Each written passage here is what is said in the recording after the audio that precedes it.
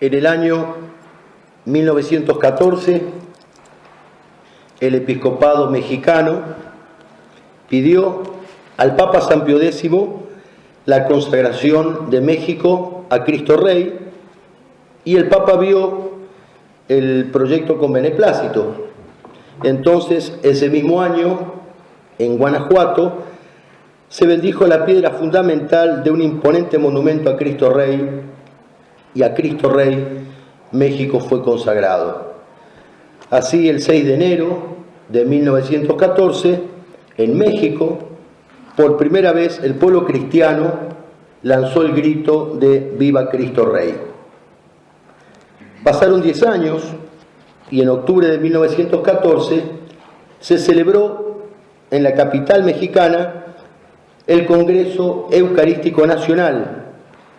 Las últimas palabras pronunciadas en el Congreso rezaban así: ángeles santos, que en cálices preciosos recibís la sangre que brota de esas llagas, no los llenéis hasta los bordes, dejad lugar para la sangre nuestra. Queremos, como el gran San Pablo, poner con las tribulaciones nuestras lo que falta a la pasión de Cristo, para que México, el hijito mimado de María de Guadalupe, sea también el soldado más valiente del Rey muerto que reina vivo. Parece difícil negar que se trató de una profecía de la Guerra Cristera que estallaría 2 años después, conocida también como la Cristiada. La misma comenzó en 1926 y terminó en 1929 durante la persecución religiosa en México. El entonces presidente masón, Plutarco Elías Calles, decía: yo tengo odio personal a Cristo, y no escatimó medios para exterminar la religión católica del pueblo mexicano. Al principio, los católicos resistieron pacíficamente, pero dado el tenor de la persecución, terminaron alzándose en armas, constituyendo un verdadero ejército. En esa gesta encomiable, de la cual hoy se prefiere no hablar, miles de mártires y combatientes mexicanos, hombres, mujeres y niños, sacerdotes y laicos, al grito de ¡Viva Cristo Rey! ¡Viva Santa María de Guadalupe!, fueron a la guerra y al martirio, mataron y murieron por Dios y por la patria, escribiendo con su sangre las páginas más gloriosas de la historia de la Iglesia. Muchos de ellos ya han sido elevados a los altares. Mañana precisamente será canonizado José Luis Sánchez del Río, combatiente y mártir. Digamos al pasar, aunque sea, que José Luis nació en Zaguayo, Michoacán, y con solo 14 años se alistó voluntariamente y llegó a ser el abanderado y el clarín de las tropas cristeras. Fue precisamente combatiendo cuando lo tomaron prisionero y luego de horribles torturas lo condujeron al panteón municipal, donde lo mataron. Pero destaquemos especialmente la figura de Anacleto González Flores, beato y mártir también. Como se dijo recién en la presentación, Anacleto nació en Tepatitlán, en el estado de Jalisco, fue abogado, educador, esposo y padre de 3 hijos, y luego de ser atrozmente torturado, fue asesinado el 1 de abril del año 1927, providencial y emblemáticamente a las 3 de la tarde. Tenía 38 años y sus últimas palabras fueron: por segunda vez, oigan las Américas este grito: yo muero, pero Dios no muere, viva Cristo Rey. Su testimonio, sellado con su propia sangre, es para todos nosotros un ejemplo y una semilla que tarde o temprano fructificará. Su enseñanza y sus escritos nos acompañarán a lo largo de esta exposición. Hecha esta introducción, de acuerdo al esquema que tienen, veamos ante todo cuáles son los motivos de la reyesía de Cristo, o por qué decimos que Cristo es Rey. Inspirado en la devoción a la realeza de Cristo del pueblo mexicano, Fue el Papa Pío XI el que en diciembre, el 11 de diciembre de 1925, es decir, pocos meses antes del comienzo de la Guerra Cristera, escribió la encíclica Quas Primas e instituyó para toda la Iglesia la solemnidad de Cristo Rey. En esta encíclica enseña al romano pontífice que Cristo es Rey en primer lugar por su propia naturaleza divina, porque es verdadero Dios, y como Dios es el dueño de toda la creación, de todo el mundo, porque Él lo ha creado. Como dice la carta a los Colosenses, todo fue creado por Él y para Él. En segundo lugar, es Rey por la excelencia de su naturaleza humana, porque en virtud de la unión hipostática es el hombre más perfecto que ha existido y que existirá jamás. Cuando Poncio Pilato le pregunta, ¿tú eres rey?, Cristo da testimonio de su propia realeza y le responde, sí, yo soy rey, luego de haberle dicho, mi reino no es de este mundo, lo cual no significa que su reino no esté en este mundo, sino que no tiene origen en este mundo, porque no es un reino humano, sino un reino divino. Y en tercer lugar, Cristo es rey por derecho de conquista, porque con su muerte y su resurrección conquistó los reinos que estaban en poder del demonio. Nos conquistó a nosotros. En la cruz derramó hasta la última gota de su sangre para lavar con ellas la inmundicia de nuestra alma, que es el pecado. Dice a este respecto San Teodoro Estudita, la cruz es el madero al cual, como un rey, Cristo subió a su carro de combate para vencer desde allí al demonio, que detentaba el poder de la muerte, y liberar al género humano de la esclavitud del tirano. Es el madero en el cual el Señor, como esforzado guerrero, heridos en la batalla sus pies, sus manos y su divino costado, curó las heridas de nuestras malas acciones, es decir, nuestra naturaleza herida de muerte por el dragón infernal. El segundo libro de los Macabeos nos refiere que cuando el pagano Lisias llegó hasta Jerusalén con un ejército de 80.000 hombres para profanar el templo, los hombres de Judas Macabeo imploraron al Señor con gemidos y lágrimas que enviase un ángel del cielo para librar a Israel. Judas Macabeo fue el primero en tomar las armas y después de arengar a sus tropas se lanzaron contra el ejército de Lisias. Cuando ya estaban cerca de Jerusalén, dice el texto sagrado, apareció al frente de ellos un jinete vestido de blanco con armadura de oro y blandiendo la lanza. Y el combate terminó con la victoria para el pueblo de Israel. Fue una manifestación del poder de Dios, pero fue también un símbolo, fue una figura, fue un presagio de lo que más tarde haría Jesucristo con su redención. ¿Quién era ese misterioso jinete bajado del cielo y enviado por Dios? El mismo que vio San Juan en el Apocalipsis. Vi el cielo abierto, y he aquí un caballo, y el que lo montaba es llamado Fiel y Veraz, y con justicia juzga y hace la guerra. Sus ojos son como llama de fuego, y viste un manto empapado en sangre. Tiene sobre su manto escrito su nombre, Rey de Reyes y Señor de Señores. Ese jinete es Cristo Rey, el caballero con mayúsculas, el jinete por antonomasia, el paladín de Dios que alcanzó la victoria con el derramamiento de su sangre. Es el noble por excelencia, el magnánimo, el intrépido, que de tal modo se sintió abrazado por esa impaciencia de eternidad, que no esperó la muerte, sino que la salió a buscar con deseo ardiente, como se lo dijo expresamente a los apóstoles en la última cena. El que despreció su vida y le entregó en la cruz por nosotros, y por eso, más que a ninguno, la muerte le abrió la dorada puerta del infinito y de la eternidad. Abríos puertas eternas para que entre el Rey de la Gloria. Es el Salmo 23, anunciando la entrada gloriosa de Cristo Rey al seno del Padre. Y desde allí, este divino caballero cabalga victorioso a través de los siglos de la historia, Y en su marcha triunfal la iglesia lavada con su sangre lo acompaña y le pregunta, como lo hace en su liturgia, ¿de dónde con pies sangrantes avanzas tú, lagarero? Y él responde, del monte de la batalla y de la victoria vengo.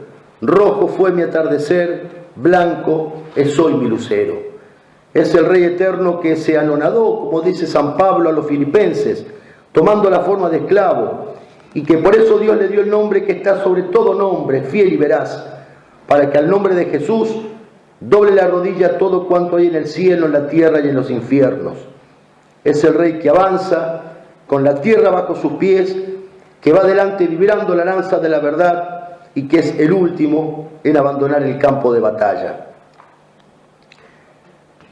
Cuando los griegos y los romanos alcanzaban un triunfo, en el lugar donde el enemigo se había dado definitivamente a la huida, erigían una señal de victoria que llamaban punto crítico o tropaion, y en ese signo colgaban las armas conquistadas al enemigo. Pues esto es lo que hizo Cristo, como cuando dice San Pablo en los Colosenses, clavando en la cruz el acta de los decretos que nos era contraria y despojando a los principados y a las potestades, los exhibió públicamente, triunfando de ellos en la cruz. En toda la vida de Cristo podemos descubrir su alma caballeresca. Cada palabra, cada acción, cada gesto es un desborde exterior de su corazón regio. Toda su vida es un triunfo sobre el demonio y sobre la obra del demonio, que es el pecado.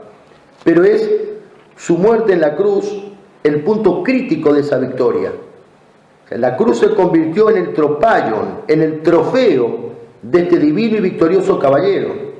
Es allí donde Cristo clavó nuestros pecados y donde el demonio huyó derrotado. Dice San Roberto Belarmino que la cruz fue para Cristo la cátedra donde enseñó, el altar donde se inmoló, la arena donde combatió y como la fragua de donde salieron tantas maravillas. Rey entonces por ser Dios, Rey por ser hombre perfecto y Rey por derecho de conquista. Veamos ahora, de acuerdo al esquema, cuál es la extensión de su reinado o hasta dónde llegan los dominios de este Rey. Cristo no es Rey solamente en sentido metafórico, sino en sentido propio y estricto, y tiene en plenitud todos los poderes. Tiene en plenitud el poder legislativo, es decir, el poder de legislar, de dictar leyes, el poder ejecutivo, es decir, el poder de hacerlas cumplir a esas leyes, y el poder judicial también, o sea, el poder de juzgar y de castigar a los transgresores de esas leyes. Es el Rey del amor y de la paz, pero también es el Rey de la justicia. Es el Cordero de Dios señalado por el Bautista en el Jordán, pero también es el León de Judá, anunciado por los profetas. Me ha sido dado todo poder en el cielo y en la tierra, ha dicho el Señor. Me ha sido dado. ¿Por quién? ¿Por la mayoría? ¿Por el pueblo? ¿Por el sufragio universal? ¿Por la voluntad popular? ¿Por las urnas? ¿Por el voto? No. Me ha sido dado por el Padre. El poder de Cristo Rey no sube de la voluntad de los hombres, baja de la voluntad del Padre. Me ha sido dado todo poder, no algún poder o algunos poderes, todo poder, en el cielo y en la tierra. O sea, Él es Rey de las realidades celestes y terrenas, de las realidades espirituales y corporales, eternas y temporales. Es el Rey de las inteligencias y de los corazones, el Rey de la razón y de la voluntad. Es allí donde comienza su reinado, en el interior del hombre. Anacleto González Flores se encargó de formar a la juventud mexicana en estos dos ámbitos. Dice Anacleto, las batallas que tenemos que reñir son batallas de ideas, batallas de palabras. Por eso su ingente labor en la formación de las inteligencias, enseñando la verdad. Y por eso también enardeció las voluntades, inculcando a los jóvenes el dominio de sí mismos y el amor por el bien. Decía él, no soy más que un herrero forjador de voluntades. Anacleto formó a los católicos mexicanos para que supieran tener, y son sus palabras, un acto permanente de presencia en la mitad de las batallas del pensamiento, de la palabra, de la prensa, del libro, de la cátedra, de las escuelas, de la política, de la organización y de la totalidad de la vida. De la totalidad de la vida. Porque Cristo no solo es Rey de la interioridad del hombre, es también Rey de las sociedades y Rey de la historia. Es Él el que rige los destinos de las naciones. Dice Pío XI en las Paz Primas, el deber de adorar públicamente y obedecer a Jesucristo no solo obliga a los particulares, sino también a los magistrados y a los gobernantes. Y cuando los hombres y los pueblos se apartan de su ley y de su amor, cuando las sociedades abominan de este rey, lo terminan expulsando de sus almas y de sus estructuras. Este rechazo formal a la realeza de Cristo es lo que se llama revolución anticristiana y es un largo proceso de apostasía que llega hasta nuestros días. Escribe Anacleto, la revolución, que es una aliada fiel tanto del protestantismo como de la masonería, sigue en marcha tenaz hacia la demolición del catolicismo y bate el pensamiento de los católicos en la prensa, en la escuela, en la calle, en las plazas, en los parlamentos, en las leyes, en todas partes. Nos hallamos en presencia de una triple e inmensa conjuración contra los principios sagrados de la Iglesia. Pensemos que mientras Anacleto González Flores está denunciando como uno de los tres enemigos que conspiran contra la Iglesia al protestantismo, hoy en Roma se está erigiendo un monumento y un homenaje por los 500 años de Lutero. Por eso decíamos al comienzo que este es un tema del cual se prefiere no hablar. Y las consecuencias de este rechazo, de esta apostasía, las consecuencias están a la vista. Están a la vista no solo en nuestra patria, sino en el mundo entero. Llanto, sangre, guerras, muerte, corrupción, hambre, miseria, desesperación, angustia. Es la tragedia del hombre que por haber escupido contra el cielo muere sepultado en su propia inmundicia. Porque, como decía el cardenal Pi, cuando Cristo no reina por los beneficios que van unidos a su presencia, reina por todas las calamidades inseparables de su ausencia. Es decir, Cristo es Rey de jure y de facto, es Rey de derecho y de hecho, es Rey tanto de aquellos que lo reconocen como tal, como de aquellos que lo niegan. Y aunque los hombres lo expulsen y sigan gritando como en aquella parábola del Evangelio, no queremos que este reine sobre nosotros, Él sigue siendo el único Rey y sigue reinando y sigue teniendo el mismísimo poder que cuando le dijo al mar, cálmate.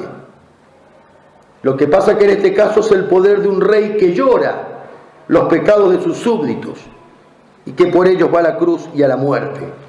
El Evangelio narra cómo Cristo lloró por la muerte de Lázaro y por la ruina espiritual de Jerusalén. Y la carta a los Hebreos nos refiere que Cristo se dirigió al Padre con poderoso clamor y lágrimas. Vistos ya entonces los motivos de su realeza y la extensión de su reinado, consideremos ahora en tercer lugar el llamado de Cristo Rey. Este Rey crucificado muere sediento de amor. Tengo sed, fueron una de sus últimas palabras en la cruz. Este divino jinete busca jinetes, busca luchadores, soldados que luchen con él. Él quiere reinar no por todas las calamidades de su ausencia, sino por todos los beneficios de su presencia. Quiere reinar en nuestras almas por la gracia, en nuestras inteligencias por la fe, en nuestras voluntades por la esperanza, en nuestros corazones por la caridad. Pero no solamente en el interior de cada hombre quiere y tiene que reinar Cristo, sino también en la familia, en la universidad, en la educación, en la economía, en la cultura, en todas las estructuras de la sociedad. Y este es el remedio para todos los males que aflige a un mundo que ha destronado a Jesucristo. El remedio es volver a entronizarlo. Dice Pío XI en la Quas Primas: qué felicidad podríamos gozar si los hombres, las familias y las sociedades se dejasen gobernar por Cristo. Y para eso nos llama, como pide Anacleto, para contrarrestar toda la inmensa conjuración de los enemigos de Dios. Nos llama para conquistar un reino. Este Rey de amor quiere que lo reconozcamos como tal y quiere contar con nosotros para ser públicamente reconocido en la sociedad como Rey de la verdad, como Rey del amor, como Rey de la justicia. Cristo necesita jóvenes sedientos de heroísmo, jóvenes que sean y quieran ser caballeros, jóvenes que tengan la tierra bajo sus pies, pisoteando el maldito respeto humano, que se eleven con humildad pero con hidalguía por encima de lo vulgar, de lo rastrero, que sean capaces de servir, que puedan cabalgar jubilosos, que se renuncien a sí mismos para cargar con su cruz, que marchen al frente, que sean los primeros en entrar en el campo de combate y los últimos en dejarlo. No necesita jóvenes que hagan lío, necesita jóvenes que como una guardia rodeen el tropallón de su rey, aunque todos se avergüencen y aunque todos lo abandonen. Cruzarse de brazos ante los poderosos del mundo, dice Anacleto, cuando estos matan el alma nacional y atasajan en plena vía la patria, no es solamente cobardía y desorientación disculpable, es un crimen histórico, religioso, público y social que merece todas las execraciones. Y continúa: sobre todo allí donde se libran las ardientes batallas contra el mal, procuremos hallarnos en todas partes con el casco de los cruzados y combatamos sin tregua, con las banderas desplegadas a todos los vientos. Con el casco de los cruzados. Cristo nos llama a la gran cruzada del amor. Nos llama a estar convencidos para convencer, a estar enamorados para enamorar. Nos llama a la virtud, nos llama al heroísmo, nos llama al martirio diario, nos llama a la locura divina. Y de este llamado apremiante brota, en cuarto lugar, nuestra respuesta. Y esta respuesta nuestra debe ser generosa, debe ser incondicional, la misma que encontró en tantos mártires que murieron con el grito de «Viva Cristo Rey» en los labios. La misma respuesta de tantos miles de campesinos mexicanos que llegaron a empuñar las armas en defensa de la reyesía del único rey que no muere. El mismo Pío XI, el 18 de noviembre de 1926, es decir, un año después de su encíclica Quas Primas, publica otra encíclica llamada Iniquis Afflictisque. Ya estaba comenzada la guerra cristera, y en esa encíclica el Papa denuncia los atropellos cometidos contra la Iglesia en México y alaba allí el heroísmo y el alzamiento de los cristeros. Dice el Papa: los obispos, los sacerdotes y los fieles de México se han levantado y han opuesto un muro y se han organizado en guerra, oh gesta que debe ser celebrada con alabanza eterna. Y agrega llorando: algunos de estos adolescentes, de estos jóvenes, ¿cómo contener las lágrimas al pensarlo?, se han lanzado a la muerte con el rosario en la mano al grito de «Viva Cristo Rey», inenarrable espectáculo que se ofrece al mundo, a los ángeles y a los hombres. En víspera de su martirio, escribe Anacleto González Flores, el espectáculo que ofrecen los defensores de la Iglesia es sencillamente sublime. El cielo lo bendice, el mundo lo admira, el infierno lo ve lleno de rabia y de asombro, los verdugos tiemblan. Esta gesta heroica que hizo temblar a los verdugos, esa respuesta generosa de aquellos jóvenes, debería interpelarnos, debería sacudir la zozobra, la pereza y la desidia de los que todavía no entienden que estamos inmersos en una espantosa contienda. Dice Anacleto: hemos perdido el sentido más profundo y característico de la juventud, la pasión por el riesgo, la pasión por el peligro. Medimos todos nuestros pasos, contamos todas nuestras palabras, recomponemos nuestros gestos y nuestras actividades de manera de no padecer ni la más ligera lastimadura y de quedar en postura bellamente estudiada, no para morir como los gladiadores romanos, sino para una sola cosa, para vivir a todo trance. La doctrina y el ejemplo de Anacleto son un grito de guerra, son un estandarte que convoca, son un clarín que llama al combate por la instauración del reinado social de Cristo. Dice él, la Iglesia, nutrida al parecer con sangre de león, vive y se nutre de osadías. Todos sus planes arrancan de la osadía. Bendición para los valientes que defienden con las armas en la mano la Iglesia de Dios.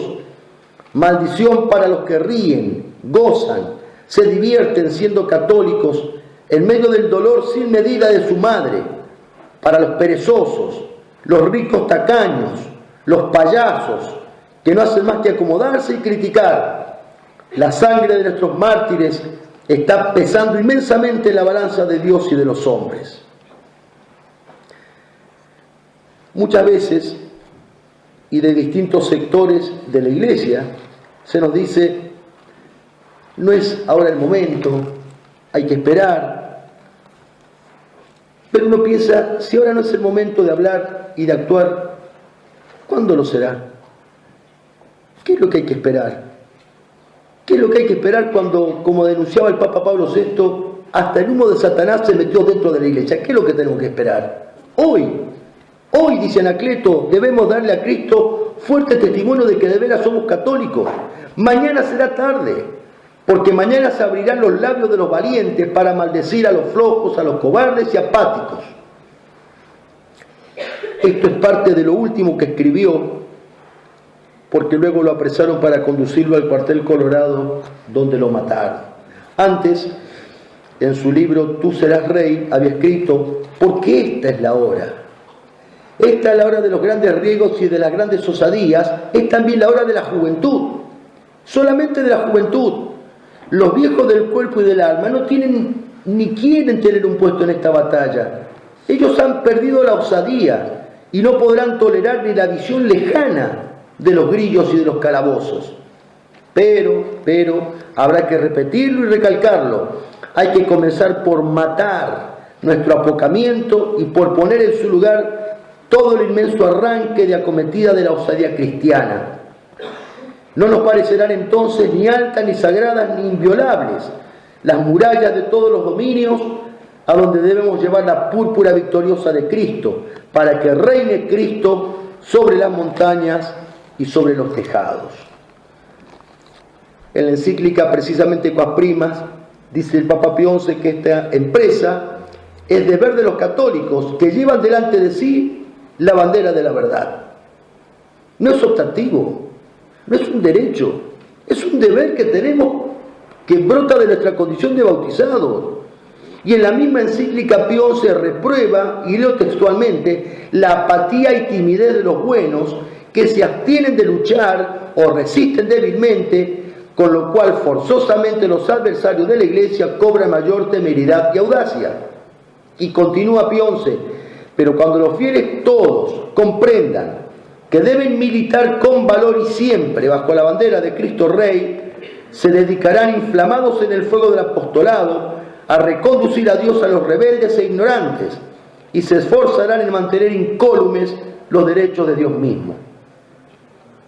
Y con la vehemencia propia de un príncipe cristiano, de un heredero de la cátedra de Pedro, nos dice y nos intima, en verdad, cuanto más se pasa en vergonzoso silencio el nombre suavísimo de nuestro Redentor, así en las reuniones internacionales como en los parlamentos, tanto más es necesario aclamarlo públicamente, anunciando por todas partes los derechos de su real dignidad y potestad. Es decir, mientras más fuerte grite el mundo, no queremos que éste reine sobre nosotros, mientras más se empeñe el mundo en acallar la voz de Cristo, más tenemos que empeñarnos nosotros en hacerlo reinar hasta que ponga a todos sus enemigos bajo sus pies, como dice San Pablo en su primera carta a los Corintios. Más debemos empeñarnos en proclamarlo.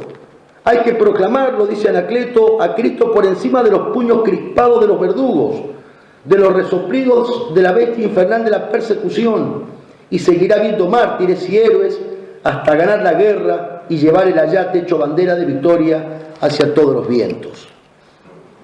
Estos son los jóvenes que necesita Jesucristo hoy.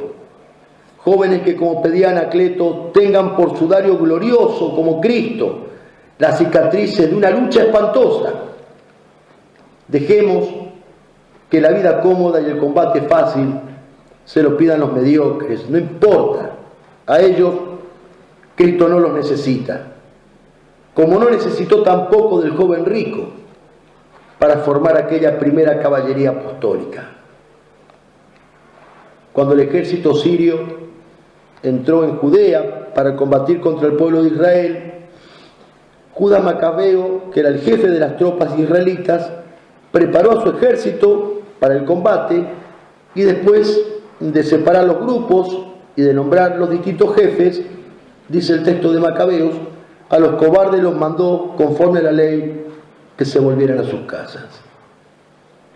A los cobardes los mandó, conforme a la ley, que se volvieran a sus casas.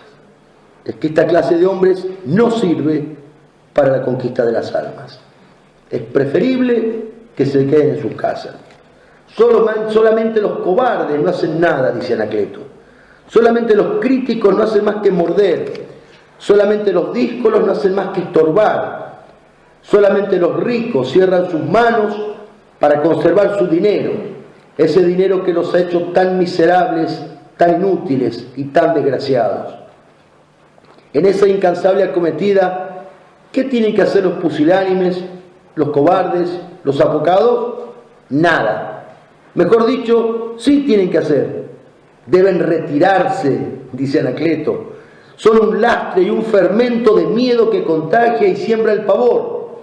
Más aún, la posición lógica del verdadero cristiano, es decir, del verdadero católico, es la osadía. No se debe renunciar a la púrpura de Cristo, que estamos obligados hasta mojarla con nuestra sangre. Por supuesto que esta doctrina, esta postura, podrá parecer intolerante e imprudente para algunos, pero también para esos Anacleto tiene algo que decir. De sobra sé que los partidarios de las actitudes acompasadas, ecuánimes, medidas y pesadas en balanza de precisión se encogerán de hombros. Afortunadamente, toda la historia del cristianismo es una comprobación de que la única solución segura de todos los grandes problemas de libertad y de victoria es la osadía.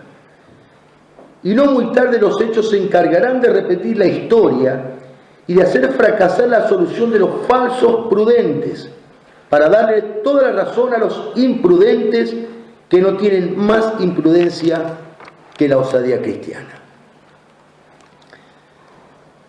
Hemos visto hasta aquí entonces los motivos de la realeza de Cristo, la extensión de su reinado, el llamado que nos hace, nuestra respuesta. Digamos ahora algo sobre la victoria final. Nuestra lucha por el reinado social de Cristo es un combate óptimo, nos hace siempre vencedores. Confiad, yo he vencido al mundo. ¿Por qué? Porque cuando peleamos por Dios, en realidad es Dios el que pelea por nosotros. Dice el libro del Eclesiástico: combate por la verdad hasta la muerte, y el Señor Dios combatirá por ti. Cristo venció al demonio. Cristo venció al mundo y al pecado en la trinchera de la cruz y resucitando al tercer día. Él ya venció. El triunfo ya está asegurado. A nosotros solamente nos toca vencer algunas escaramuzas. No podemos militar con pasión, con alegría y con entusiasmo mientras no estemos convencidos de esto. Mientras no estemos convencidos de la victoria final, de esa victoria final que solamente se consigue en la cruz. y que es el portalón dorado que nos espera al final de este valle de lágrimas. Retengamos esto último, al final de este valle de lágrimas. El triunfo definitivo no es intramundano, es ultraterreno, no es temporal, es eterno. Dice San Pablo en la primera carta a los Corintios: si solamente tenemos puesta nuestra esperanza en Cristo para esta vida, somos los más infelices de todos los hombres. Hay un dogma de fe, el único que no se ha cumplido, sino que esperamos, que es justamente la parusía, o sea, el retorno victorioso de Cristo Rey. Cristo volverá al fin del mundo para poner fin al imperio del demonio. Y mal que les pese a sus enemigos, como dice la Paz Primas, en el juicio final, cuando no solo por haber sido arrojado de la gobernación del Estado, sino también por haber sido ignorado o menospreciado, Cristo vengará terriblemente todas estas injurias. Y dirá, y son sus palabras en la parábola evangélica: en cuanto a mis enemigos que no quisieron tenerme por rey, traedlos aquí y matadlos en mi presencia. En ese día glorioso, nuestro Rey eterno se adelantará, irá delante de sus súbditos, los redimidos por su sangre, que lucharon y sangraron por él y con él.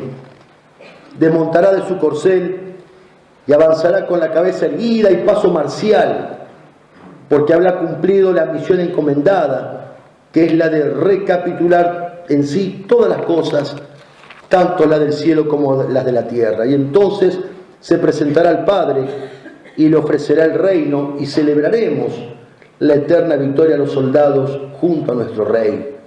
Ese es el objeto de nuestra esperanza teologal. Ese es el fin de nuestra existencia. Ese es el motivo último que enardece en nuestros corazones con santa intransigencia para no cejar jamás.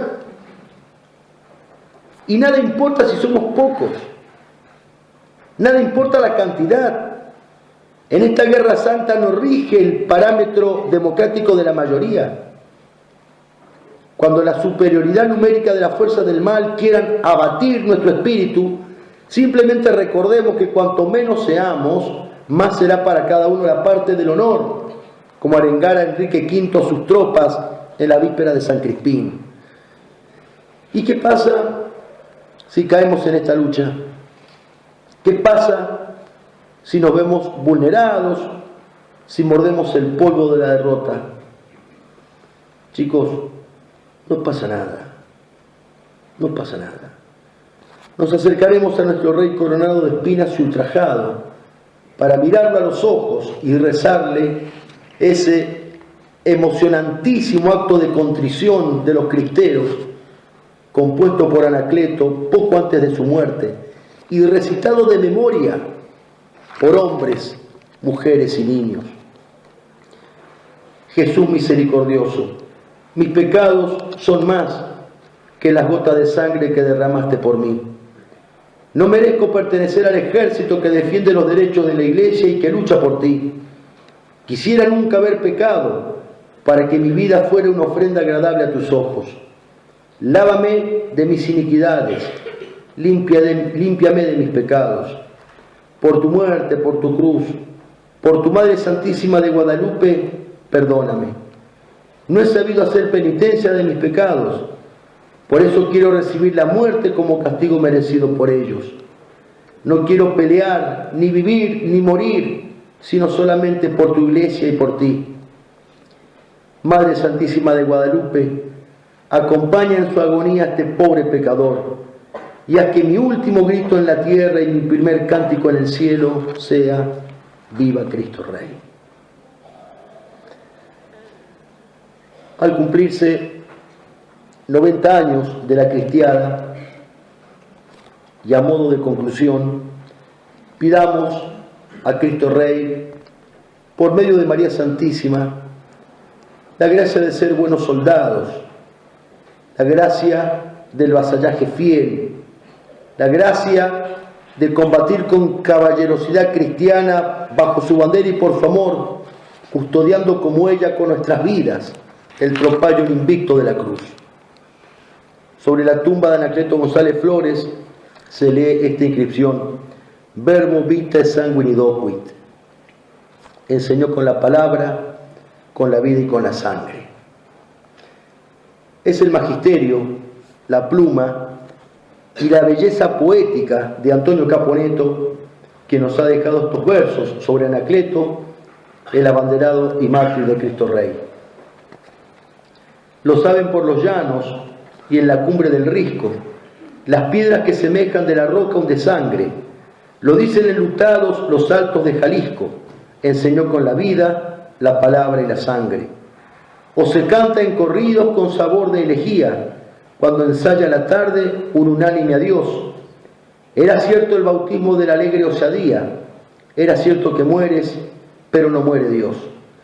Ni el pantano del norte, ni el mendazgo rofrigio, ni los hijos caídos del caído heresiarca callarán el salterio de tu fiel sacrificio ofrecido en custodia de la fe y de la barca. Porque el verbo no cabe en ningún calabozo, fusileros no existen que amortajen la patria. Sobre la cruz la herida resucita de gozo, reverdecen raíces coronadas de gracia. Tampoco los prudentes de plegarias medrosas atasajan tus puños de valiente cristero, enarbolan banderas que vendrán victoriosas, más allá del ocaso, desde el alba al lucero. Que la Virgen María, la Reina del Buen Combate, suscite de entre nosotros jóvenes dispuestos a predicar con la palabra, con la vida y con la sangre. Entonces sí, un día, como dice Anacleto, por encima del derrocamiento, de los despojos y de la pusilanimidad de nuestros valores actuales, pasarán las pezuñas de los corceles en que cabalgan los jinetes audaces de la reconquista. De pie, toda entera, termina él y yo con él, recia juventud de mi patria, que allí, en el cruce tormentoso de todos los riesgos presentes, allí, por encima de las puntas erizadas de todas las espadas, allí, por encima de los puños crispados de los verdugos, allí, por encima de la legión de todos los pretorianos, allí, por encima de la noche profunda de todas las cárceles y de todos los calabozos, se te vea en plena embriaguez ante la belleza del riesgo, extender largamente, ansiosamente tus brazos y juntar tus dos manos olorosas a primavera y mojadas en savia nueva de encino joven y fuerte, con las dos manos de Cristo, mojadas en la sangre de todas tus batallas, y que de esta, tu inmensa embriaguez con Cristo, por encima de todos los verdugos, salgan la iglesia y la patria rescatadas, radiantes y rejuvenecidas. Yo muero, pero Dios no muere. ¡Viva Cristo Rey! ¡Viva!